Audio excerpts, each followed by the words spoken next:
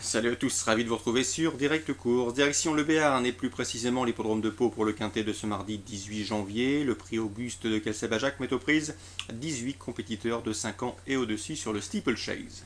Mon préféré pour cet événement sera le numéro 8, Kama du Lucas. Le cheval a terminé deuxième de cette course l'an dernier alors qu'il était entraîné par Patrick Rago.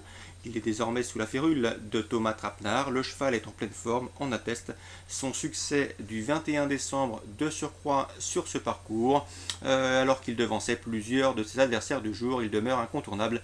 Il a pour lui sa forme récente mais également son aptitude au tracé. Je lui opposerai le numéro 1, Rhode Island, toujours présenté à bon escient par Jean-Luc Laval. Certes, il n'a pas paru en piste depuis le mois de novembre, mais attention, le cheval se comporte toujours très bien sur sa fraîcheur. Notez également que sa dernière prestation sur le steeple palois s'est soldée par un succès. Ensuite, le numéro 3, Rolino Derry, qui a terminé 4ème de la course référence. Il dépend de l'entraînement de Jacques Ortet. Le cheval est en forme. Il va encore accuser des progrès sur son dernier parcours. Il devrait lui aussi jouer un tout premier rôle. Ensuite, on retiendra le numéro 16, Lake World, qui aura un terrain lourd à son entière convenance. Le cheval vient de terminer deuxième derrière Kama de Lucas dans la course référence. C'est également une priorité.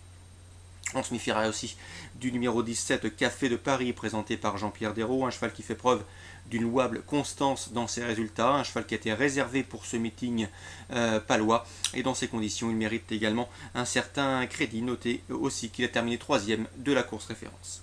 Ensuite, on retiendra le numéro 11, Queen Jo. La jument possède de l'expérience. Elle a prouvé qu'elle faisait bien l'hippodrome béarnais. Dans ces conditions, elle peut parfaitement intégrer la combinaison gagnante du quintet, et ce à belle cote. Je me méfierai également du numéro 10, Clidan, présenté par Frédéric Danlou. Le cheval est en progrès. Notez également qu'il dispute là son premier handicap. La méfiance s'impose. On se méfiera également du numéro 9, Belle José. Souvenez-vous, j'avais eu l'occasion récemment de m'entretenir avec son mentor Cyriac Diard. Il était confiant dans un restant quintet. La jument a répondu à son attente, terminant 5ème en haie. Ici, elle revient sur le steeplechase avec de sérieuses prétentions. Elle est polyvalente, aussi performante en haie que sur les gros obstacles. Cyriac Diard a des raisons d'être confiant.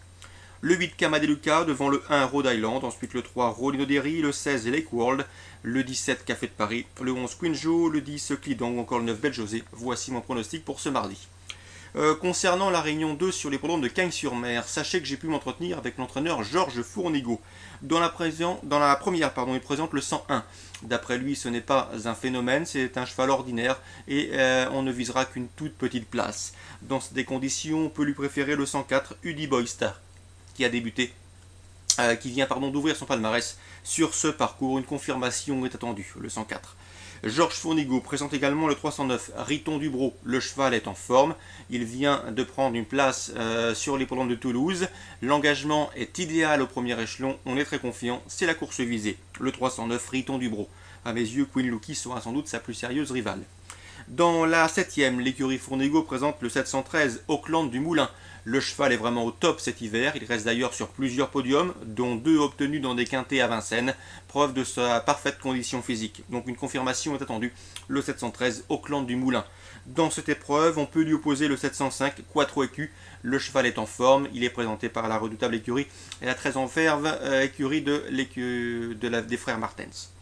Le 714, c'est Princesse de Salvie, attention à elle. Certes, vous me direz qu'elle débute sur les pronoms de Cagnes-sur-Mer, mais elle est en forme, elle sait finir vite ses courses et on l'a dit au mieux actuellement. Donc 713, 705, 714, des bases pour un jeu éventuellement multi, voire couplé.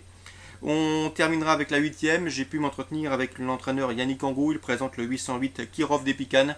Son cheval n'est pas des plus cités par la presse et pourtant il se voit une toute première chance. Le cheval ne répète pas toujours ses courses, mais s'il confirme son avant-dernière sortie lorsqu'il s'imposait, il doit pouvoir jouer un premier rôle. C'est d'ailleurs l'avis de son entraîneur, Yannick Angot. L'interview sera disponible sur Canal Turf Radio, le 808 Kirov des Picanes. Dans cette épreuve, je lui opposerai en priorité pour un couplet le 804, c'est Rania de Lys. Elle a effectué d'encourageants débuts dans le sud-est. C'est une ancienne pensionnaire de la famille Bijon, la casaque de Joël Séché. A priori, elle doit avoir de la marge dans cette catégorie, le 804, Rania de Lys. Bonne chance également avec le 802, Pan Williams. Je sais qu'Yves-Marie Deshonnêtes, d'après lui, son représentant doit pouvoir confirmer son succès obtenu récemment à Nantes. Et le 814, Pleasant Jet, on s'en méfiera. C'est vrai que l'engagement n'est pas idéal, mais souvenez souvenez-vous que lors de sa dernière tentative sur cet anneau cagnois, le cheval s'était imposé, c'était au cours de l'été. Donc attention à lui, il vaut également un lot de ce genre. En résumé, dans la 8e, 804, 802, 814 et 808 pour d'éventuels couplets ou trios.